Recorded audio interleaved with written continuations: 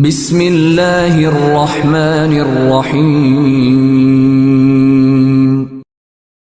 یا الہی انت ربی ذو الجلال والاکرام۔ قسط نمبر 25 سومناتھ کے دروازے پر۔ لاہور میں سلطنت غزنی کا پہلا گورنر مقرر کر کے جب سلطان محمود غزنوی غزنی پہنچا تو وہ اس طرح مسرور اور مطمئن نہیں تھا جس طرح وہ ہندوستان پر ہر حملے کے بعد ہوا کرتا تھا۔ حالانکہ اب کہ اس نے ہندوستان کے وسط میں جا کر وہاں کے 3 بڑے ہی طاقتور مہاراجوں کو شکست دی اور اس نے اپنے بدترین دشمن مہاراجہ لاہور کی قسمت سرم بہر کر کے وہاں اپنا گورنر مقرر کر دیا تھا۔ اس کی یہ کامیابی غیر معمولی تھی مگر وہ خوش نظر نہیں آتا تھا۔ اس کے دست راست تاریخ ساز سالار ابو عبداللہ محمد الطائی نے اسے چند دن دیکھا۔ آخر ایک روز پوچھا کہ وہ کیوں پریشان سا لگ رہا ہے۔ سلطان نے ہلکی سی مسکراہٹ سے وجہ بتائی۔ اس کی عمر 55 برس ہو چکی تھی جسے وہ بڑھاپے کی عمر نہیں سمجھتا تھا، لیکن وہ جسم میں کمزوری سی محسوس کرنے لگا تھا، تھکن بھی جلدی ہو جاتی تھی۔ سالار ابو عبداللہ نے اسی وقت سلطان کے ذاتی طبیب کو بلایا۔ طبیب نے سلطان کی نبض دیکھی، کچھ پوچھا، دل کی دھڑکن محسوس کی اور کہا کہ طویل آرام کی ضرورت ہے، اعصاب بہت تھک چکے ہیں، جسم میں بیماریوں کے خلاف مدافعت کی صلاحیت کمزور ہو گئی ہے۔ اگر سلطان نے اعصاب کو آرام نہ دیا تو کسی وقت کوئی معمولی سی بیماری بھی جان لیوا ثابت ہو سکتی ہے۔ میں آرام کی حالت میں نہیں مرنا چاہتا، سلطان محمود نے کہا۔ موت سے میری ملاقات بستر پر نہیں ہونی چاہیے۔ میں اپنے جسم کو آرام نہیں دے سکتا، جسم کو خاک میں مل جانا ہے۔ اس کی طاقت کم ہو گئی تو میں روح کی قوت سے وہ فرض ادا کروں گا جو خدائے ذوالجلال نے مجھے سونپا ہے۔ شیخ الاسفند، مجھے یہ بتائیے کہ میری روح تو علیل نہیں۔ طبیب شیخ الاسفند نے جواب دیا، میں آپ کو صحیح بات بتا دیتا ہوں۔ میں نے آپ کو آپ کی جسمانی کمزوری بہت کم بتائی ہے۔ آپ کا جسم کوچ، محاصروں اور جنگ کے قابل نہیں رہا۔ آپ روحانی قوت سے لڑ رہے ہیں۔ میرے پیر و مرشد شیخ ابو الحسن قرقانی اسے ایمان کی قوت کہا کرتے ہیں۔ سلطان محمود نے کہا، جسم اتنا ہی کمزور ہوتا ہے جتنا انسان سمجھتا ہے۔ کمزوری اور درد ایک احساس کے 2 نام ہیں۔ آپ درد کو جتنا شدید سمجھنا چاہتے ہیں، درد اتنا ہی شدید ہوگا۔ محترم شیخ، میں آپ کو نہیں بلانا چاہتا تھا، ابو عبداللہ نے آپ کو میرے لیے بلایا ہے۔ آپ نے جسمانی کمزوری کا ذکر کیا تھا، اس لیے میں نے انہیں بلانا ضروری سمجھا۔ ابو عبداللہ نے کہا، جسمانی کمزوری اچھی نہیں ہوتی، میں کچھ اور محسوس کر رہا ہوں۔ سلطان محمود نے کہا، مجھے ایک آخری مہم سر کرنی ہے۔ مجھے اپنی روح سے اشارے مل رہے ہیں کہ مجھے جو کچھ کرنا ہے جلدی جلدی کر لوں۔ ہندوستان کے بت مجھے راتوں کو للکارتے ہیں، ڈرتا ہوں کہ اپنا فرض مکمل کرنے سے پہلے دنیا سے اٹھ جاؤں گا۔ مجھے فوجی طاقت چاہیے، ہماری طاقت بکھری ہوئی ہے۔ مجھے ان سرداروں، امیروں اور حکمرانوں کو متحد کرنا ہے جو میری غیر حاضری میں غزنی کے لیے خطرہ بن جاتے ہیں۔ مجھے محسوس ہونے لگا ہے کہ میری عمر تھوڑی رہ گئی ہے اور میں اپنا فرض ادا نہیں کر سکا۔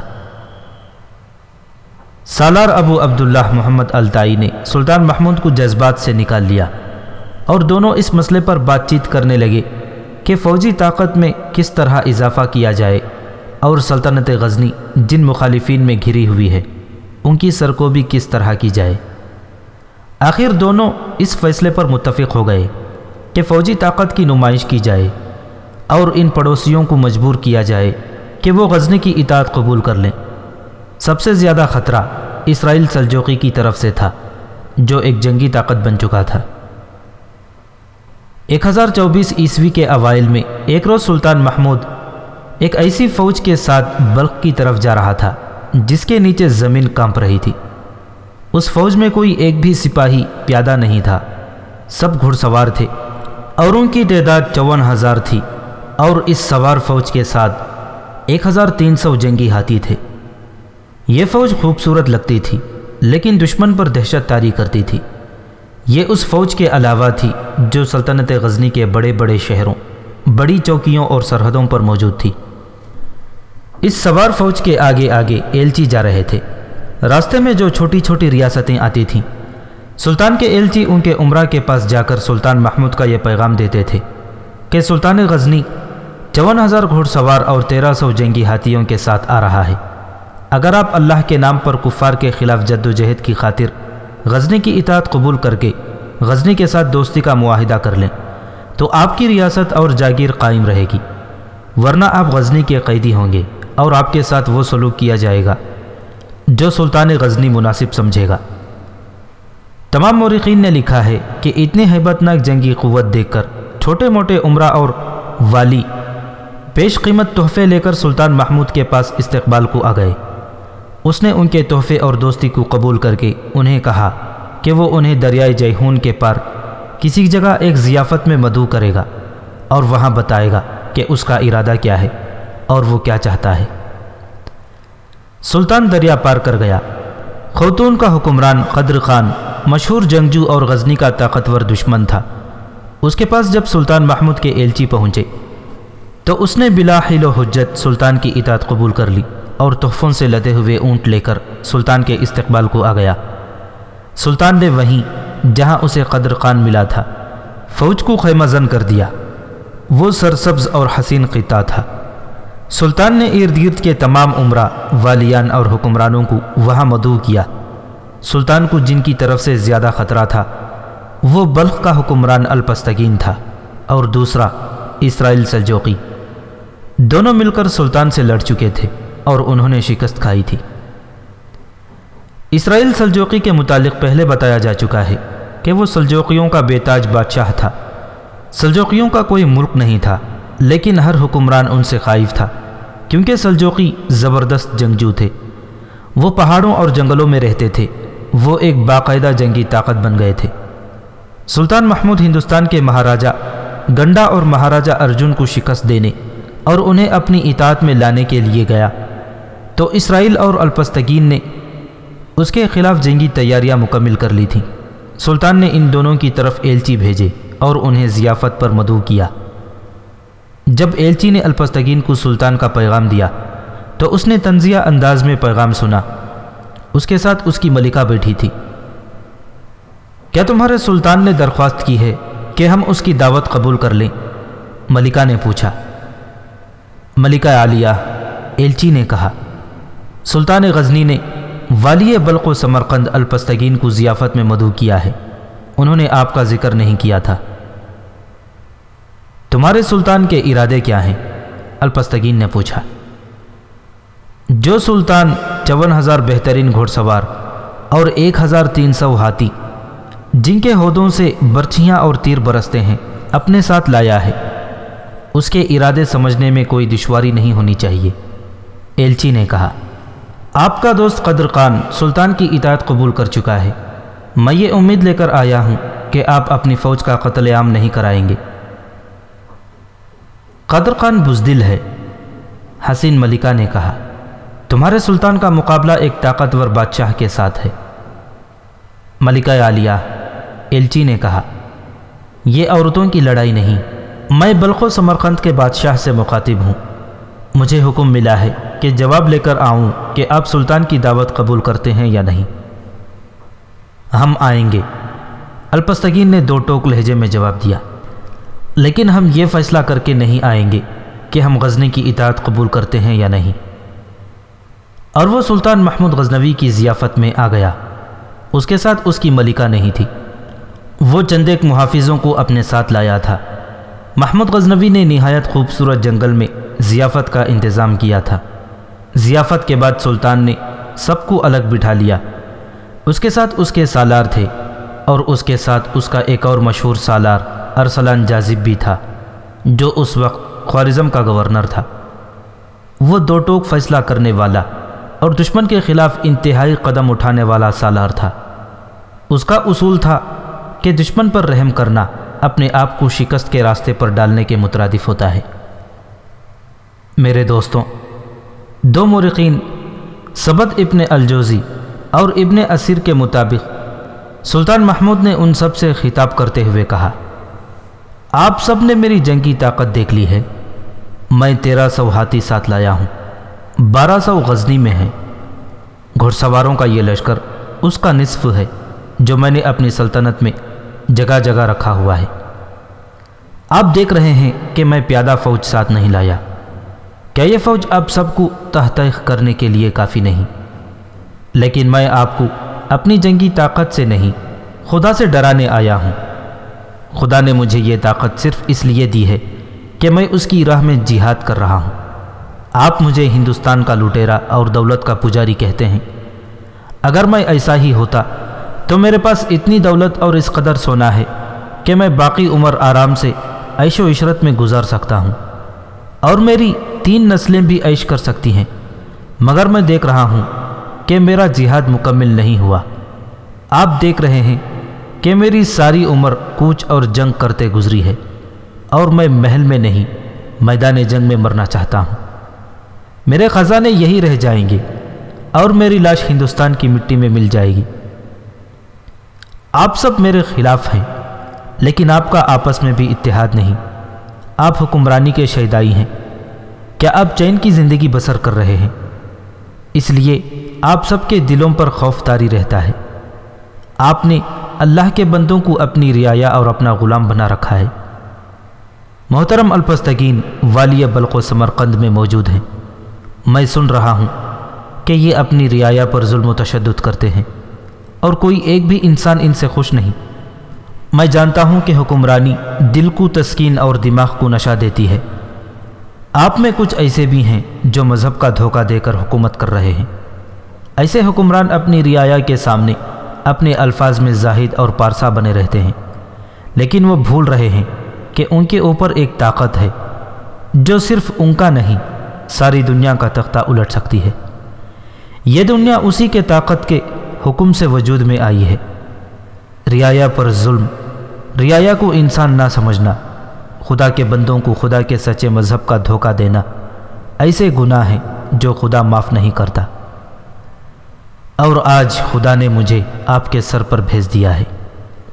میں آپ کو بڑے صاف الفاظ میں بتاتا ہوں کہ آپ کو اپنا غلام بنانے نہیں آیا۔ میں آپ کی زمینوں پر قبضہ کرنے نہیں آیا۔ میں آپ کو یہ بتانے آیا ہوں کہ یہ زمین اللہ کی ہے، اور اس زمین پر ہر انسان کا، خواہ وہ کتنا ہی ادنا ہے، اتنا ہی حق ہے جتنا ایک بادشاہ کا، ایک سلطان کا اور ایک امیر کا ہے۔ میں آپ کو اسلام کے نام پر متحد کرنے آیا ہوں۔ میں آپ میں سے کسی کو بھی میدان جنگ میں نہیں لے جاؤں گا۔ یہ فرض میں اپنے ذمے رکھتا ہوں۔ مجھے ہندوستان کو اسلامی سلطنت بنانا ہے۔ ہندوستان مسلمانوں کا ہے۔ ہندوستان ان شہیدوں کا ہے جو محمد بن قاسم کے ساتھ نعرے لگاتے آئے تھے اور شہید ہو گئے تھے۔ آج ان کی ہڈیوں کی خاک پر بت خانے تعمیر ہو گئے ہیں، وہاں مسجدیں ویران ہو گئی ہیں، وہاں اسلام کی بیٹیوں کی عصمتیں لٹ رہی ہیں، وہاں اسلام کا چراغ ٹمٹما رہا ہے۔ میرے بھائیوں، میں ایک عقیدے کی جنگ لڑ رہا ہوں۔ ذرا دور آگے مستقبل میں جھانکیں۔ اگر ہم نے ہندو کا ڈنک پوری طرح نہ مارا اور اس باطل مذہب کو جڑوں سے نہ اکھاڑا تو ہندوستان مسلمانوں کا مذبح خانہ بنا رہے گا۔ وہاں کی مسجدیں استبل بن جائیں گی۔ آپ اچھی طرح سمجھتے ہیں کہ میں کیا کہہ رہا ہوں۔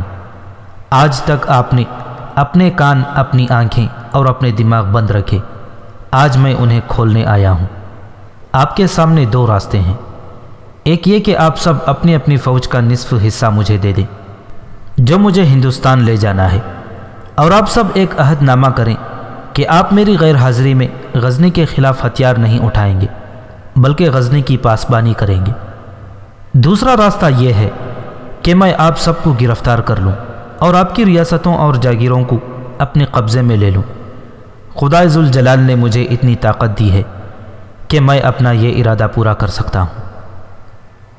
سلطان محمود خاموش ہو گیا اور اس کی نظریں سب پر گھومنے لگیں۔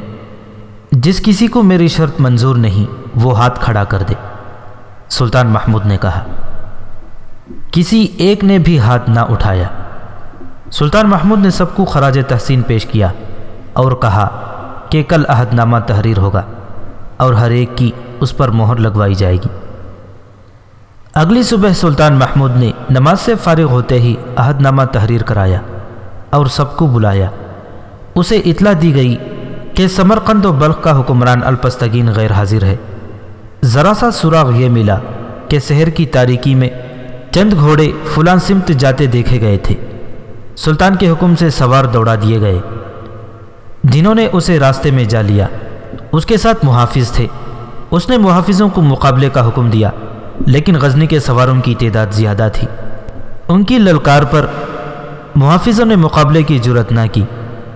الپستگین کو واپس لے آئے اور سلطان کے سامنے لا کھڑا کیا۔ کیا تم خدا کی گرفت سے بھاگ سکتے ہو؟ سلطان محمود نے کہا، میں اپنی اطاعت کا نہیں خدا کی اطاعت کا پیغام لے کر آیا تھا۔ تمہارے بھاگنے کا سبب کیا ہے؟ میں غزنی کی اطاعت قبول نہیں کروں گا، الپستگین نے جواب دیا۔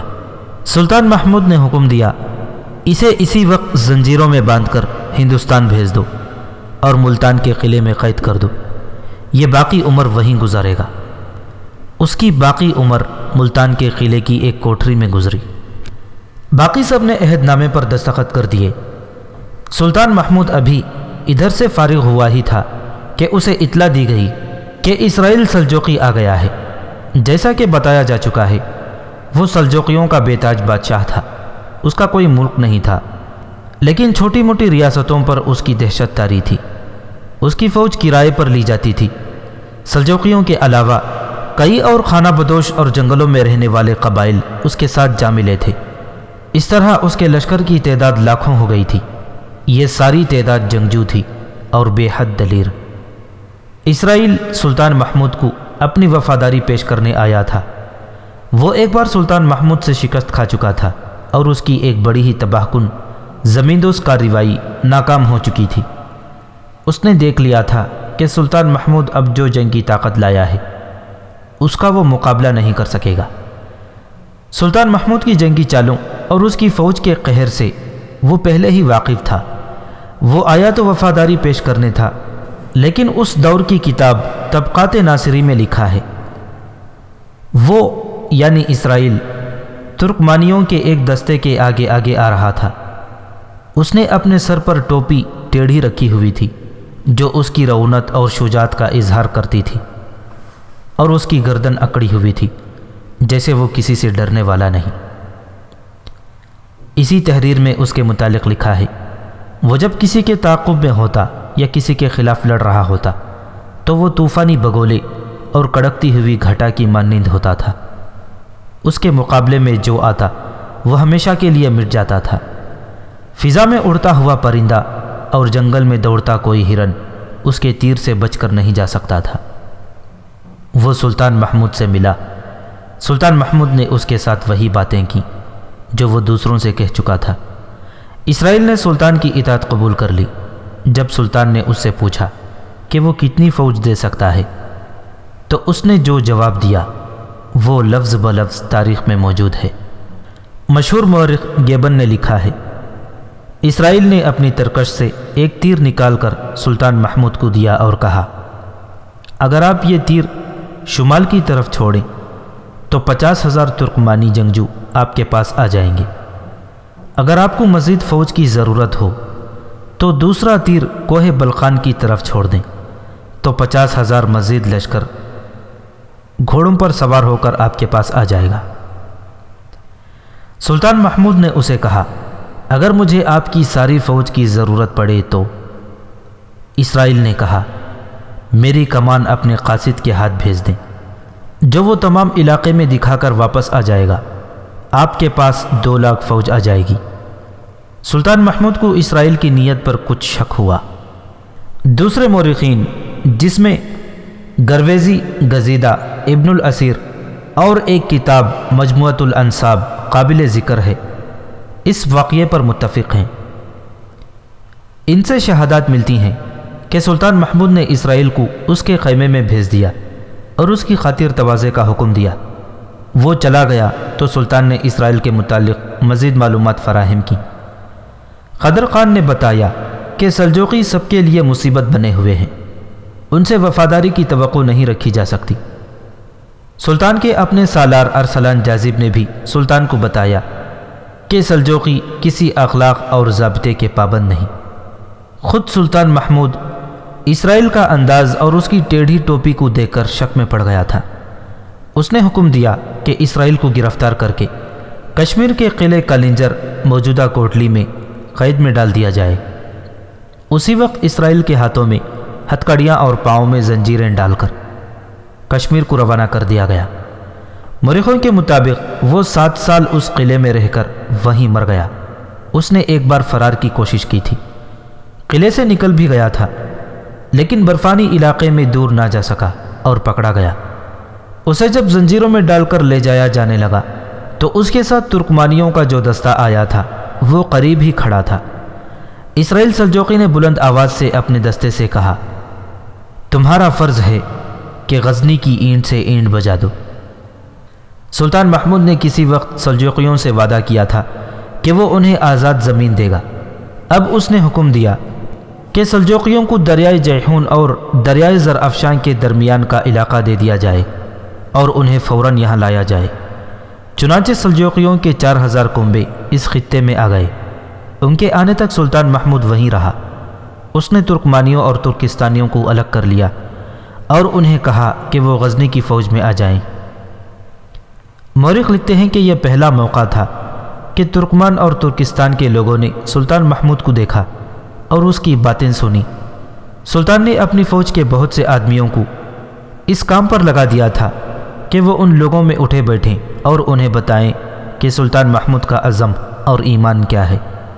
اس کا نتیجہ یہ ہوا کہ بہت سے ترکستانی اور ترکمانی غزنی کی فوج میں شامل ہو گئے۔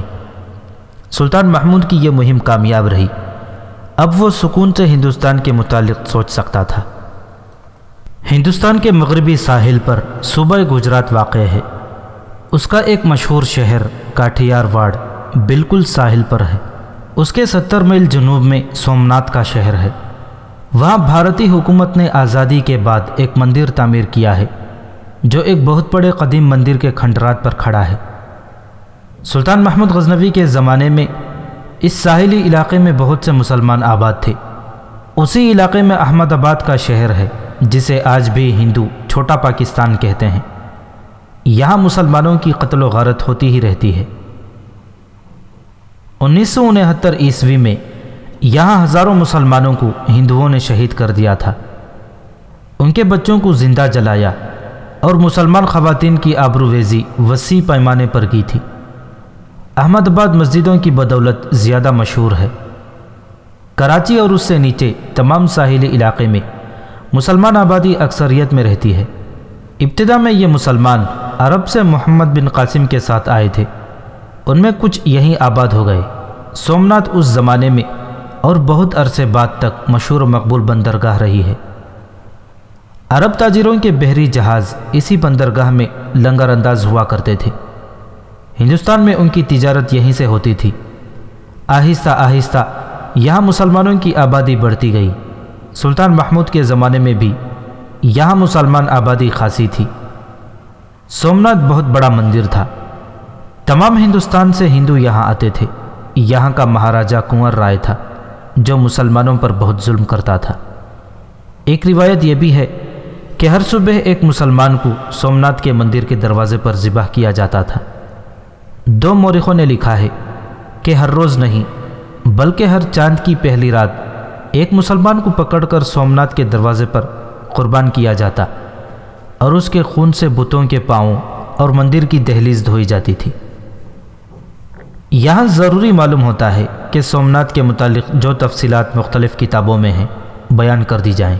یہ دلچسپ بھی ہیں اور ان سے ہندو مت کو سمجھنے میں بھی مدد ملتی ہے، بلکہ ان معلومات سے ہندوؤں کا مذہب بے نقاب ہو کر اصل روپ میں سامنے آ جاتا ہے۔ یہ سراغ کہیں سے بھی نہیں ملتا کہ سومناتھ کا مندر کب تعمیر ہوا اور کس نے تعمیر کیا۔ ہندوؤں کی کتاب میں یہ روایت ملتی ہے اور اسے ہندو اپنے مذہب کا حصہ سمجھتے ہیں کہ چاند دیوتا نے ایک برہمن پرجاپتی کی بیٹیوں کے ساتھ شادی کی۔ بیٹیوں کی تعداد کا کچھ پتہ نہیں۔ ان میں روہنی نام کی بیٹی سب سے زیادہ خوبصورت تھی۔ چاند دیوتا اسی کو زیادہ چاہتا اور اس کی نظر کرم اسی پر تھی۔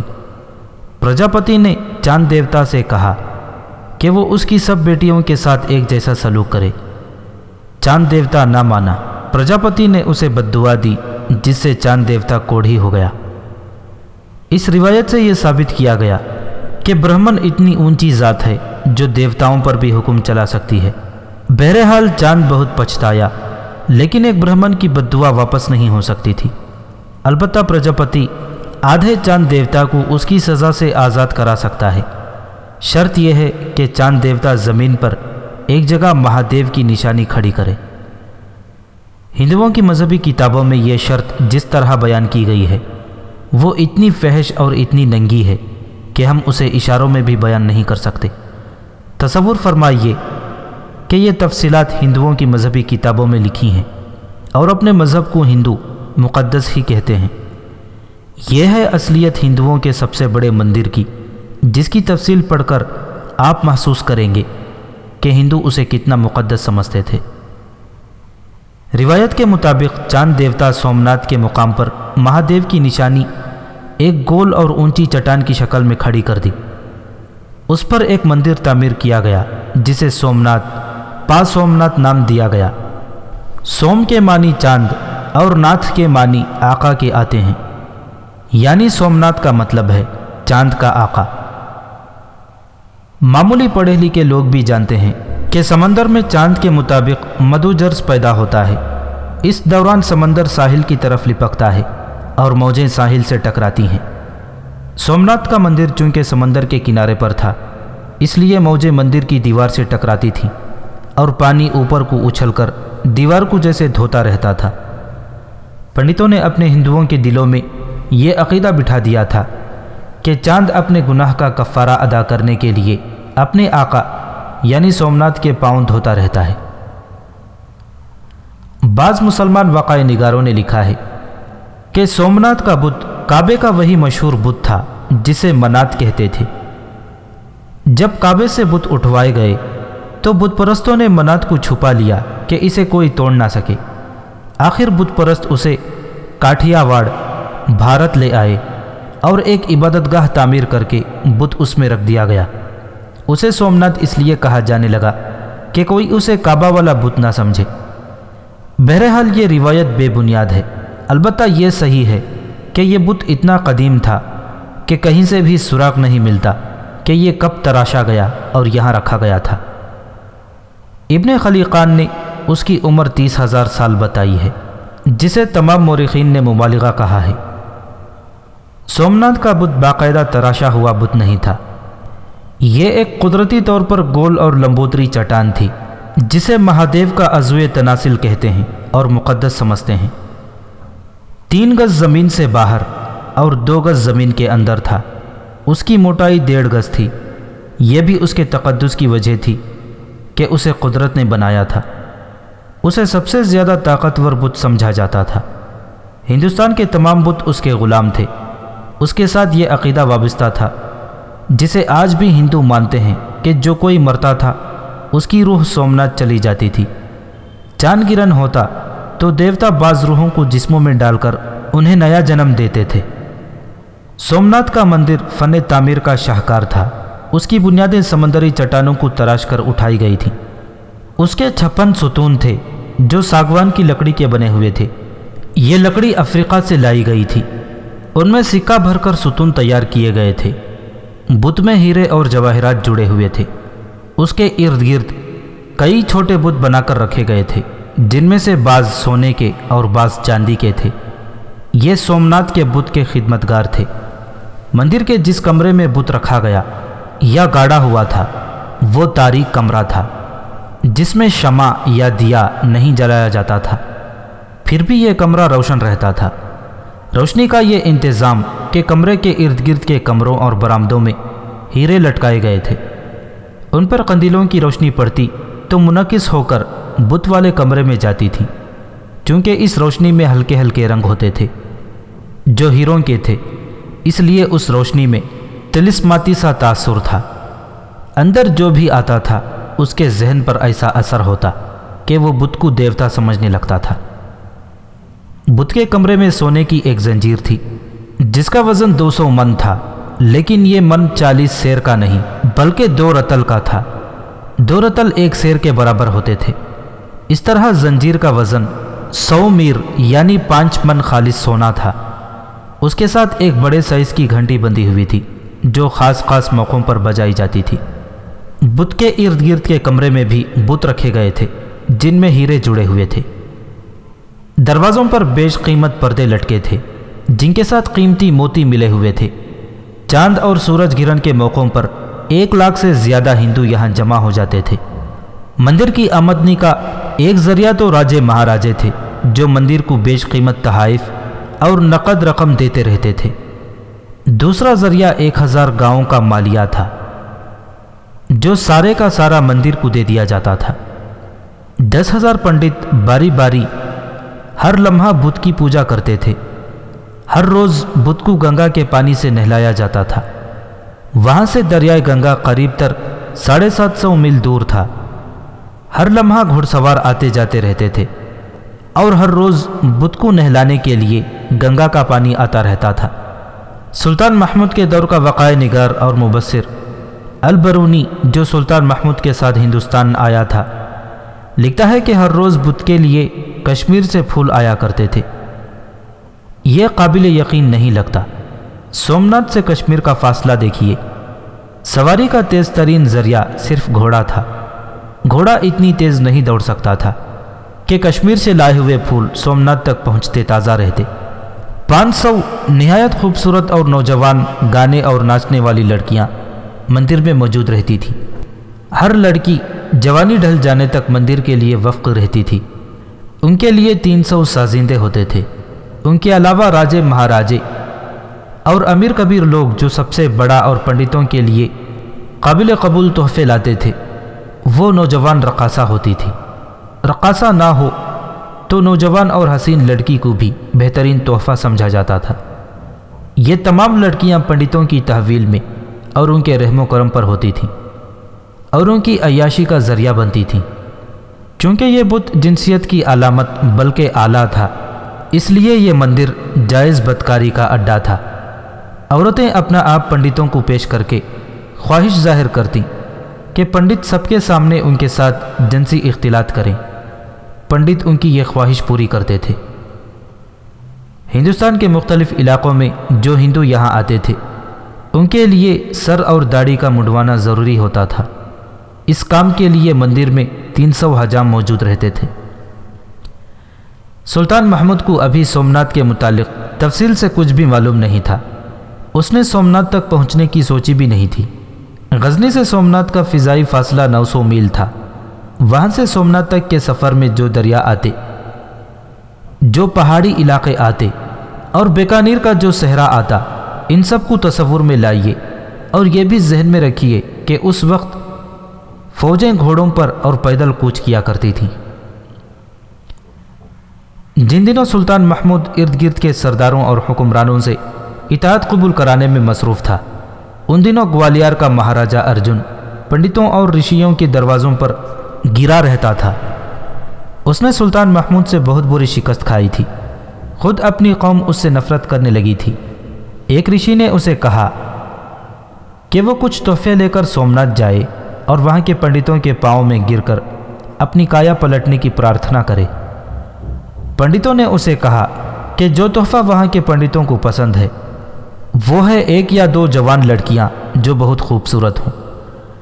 اس کے علاوہ وہ کسی جوان سال مسلمان کو بھی ساتھ لے جائے اور اسے سومناتھ کے دروازے پر ذبح کرے۔ مہاراجہ ارجن نے مسلمان لڑکی اور مسلمان آدمی کی تلاش شروع کر دی۔ ایک مہاراجہ کے لیے یہ کوئی مشکل کام نہیں تھا، لیکن اب وہ مہاراجہ نہیں، خانہ بدوش تھا۔ گوالیار اور ارد گرد کے علاقوں میں مسلمان بہت ہی کم تھے۔ زیادہ تر مسلمان بھیرا، ملتان اور لاہور کے علاقوں میں تھے۔ شرط یہ بھی تھی کہ لڑکی خوبصورت ہو اور آدمی بھی خوبرو اور جوان ہو۔ ایک روز اس کی ملاقات ایک پنڈت سے ہو گئی جو گوالیار کے مندر میں ہوتا تھا۔ اب وہاں مندر تو تھا لیکن وہ مسلمانوں کے قبضے میں تھا اور وہاں کوئی بت نہیں تھا، کوئی مورتی نہیں تھی۔ وہاں اب نہ شنکھ بجتے تھے، نہ گھنٹیوں کی آوازیں آتی تھیں۔ وہاں کے دیوتا خاموش تھے اور اس خاموشی سے دن میں 5 وقت اذان کی مقدس صدا ابھرتی اور باطل پر لرزہ طاری کرتی تھی۔ مہاراجہ ارجن نے پنڈت سے پوچھا کہ وہ اب کہاں ہوتا ہے؟ جنگل میں، پنڈت نے جواب دیا۔ مندر اجڑ جانے سے دیوتا کہیں بھاگ تو نہیں جاتے، مندر نہ رہے تو پوجا پاٹ سے تو کوئی نہیں روک سکتا۔ ہم نے جنگل میں جا کر ایک گفت میں مندر بنا لیا ہے، آپ دیکھ لینا ان مسلمانوں پر کیسی تباہی آئے گی۔ یہ پلید لوگ جنگی طاقت کے گھمنڈ میں ہرے کرشن اور مہادیو اور وشنو دیو کو شکست دینے آئے ہیں۔ یہ لوگ زندہ جل کر راکھ ہوں گے۔ ابھی تو ہم راکھ ہو رہے ہیں پنڈت جی مہاراج، مہاراجہ ارجن نے کہا۔ کیا آپ ابھی تک نہیں سمجھے کہ ہری کرشن مہادیو اور وشنو دیو ہم سے ناراض ہیں؟ یہ پاپ آپ کا ہے جن کے پاس فوج تھی، پنڈت نے کہا۔ مجھے گنڈا اور ترلوچن پال نے دھوکہ دیا، مہاراجہ ارجن نے کہا، ورنہ غزنی کا ایک بھی سپاہی زندہ واپس نہ جاتا اور محمود ہمارا قیدی ہوتا۔ میں نے قسم کھائی تھی کہ غزنی کے اس سلطان کو زندہ پکڑوں گا اور ہر روز اس مندر میں جھاڑو دلوایا کروں گا اور وہ مندر میں پوجا کے لیے آنے والوں کی جوتیاں سیدھی کیا کرے گا۔ لیکن اب ان باتوں سے کیا حاصل؟ مجھے بتایا گیا ہے کہ ایک خوبصورت مسلمان لڑکی اور ایک جوان مسلمان کو ساتھ لے کر سومناتھ جاؤ۔ لڑکی مندر کو پیش کرو اور مسلمان کو مندر کے دروازے پر ذبح کرو اور 2 چاند شیو دیو کے قدموں میں ماتھا رگڑو، بھگوان راج واپس کر دیں گے۔ آپ نے میرے دل کی بات کہہ دی ہے، پنڈت نے کہا، لیکن مجھ میں اتنی ہمت نہیں۔ آپ یہ کام کر سکتے ہیں؟ کر تو سکتا ہوں، مہاراجہ ارجن نے کہا، لیکن مسلمان لڑکی اور آدمی کہاں سے لاؤں؟ کیا آپ کنگال ہو گئے ہیں؟ پنڈت نے کہا، آپ کے پاس کچھ تو ہوگا، شکار مل جائے گا۔ بہت کچھ ہے، مہاراجہ ارجن نے کہا، میرا صرف راج نہیں رہا۔ آپ بتائیں شکار کہاں ہے اور وہ میرے قبضے میں کس طرح آ سکتا ہے؟ کیا آپ کی راجکماریاں دریا پر نہانے جایا کرتی تھیں؟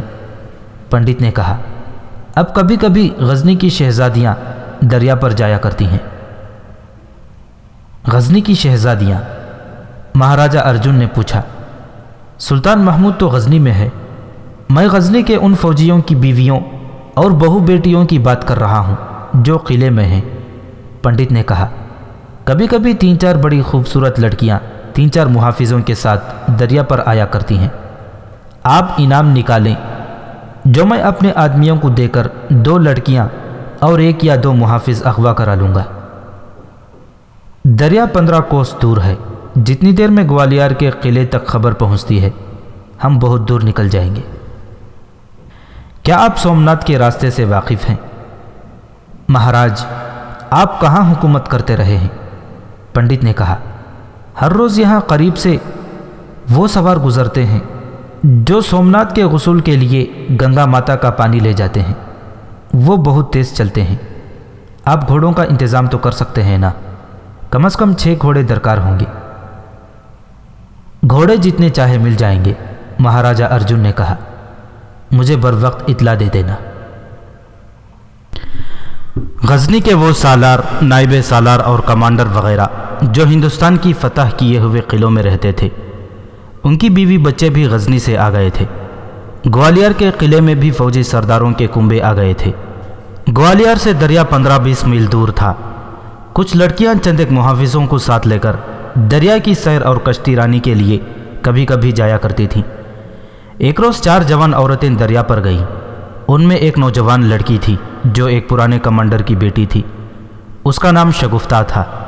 اس کی ابھی شادی نہیں ہوئی تھی۔ ان کے ساتھ 4 محافظ تھے۔ ان کے اور عورتوں کے گھوڑوں کی تعداد 8 تھی۔ ایک جگہ دریا کے کنارے جنگل گھنا، ہرے سرکنڈے اور جھاڑیاں بھی تھیں۔ عورتیں اس گھنی ہریالی کی اوٹ میں ہو گئیں۔ وہ نہانا چاہتی تھیں۔ چاروں محافظ گھوڑوں سے اتر کر کچھ دور جا کر بیٹھ گئے۔ ایک آدمی جو دیہاتی لگتا تھا گھبراہٹ کے عالم میں محافظوں کے پاس دوڑتا آیا اور خوف سے کانپتی ہوئی آواز میں کہنے لگا، 3 آدمی اس کی بیوی کو اس سے چھین کر لے گئے ہیں۔ انہوں نے مجھے مار پیٹ کر بھگا دیا ہے۔ وہ قریب ہی ہیں اور میری بیوی کو ننگا کر کے اسے زبردستی شراب پلا رہے ہیں۔ آپ مسلمان ہیں مہاراج، اس آدمی نے کانپتے ہوئے کہا۔ ہماری عزت کے رکھوالے آپ ہیں۔ چاروں محافظ اٹھ دوڑے۔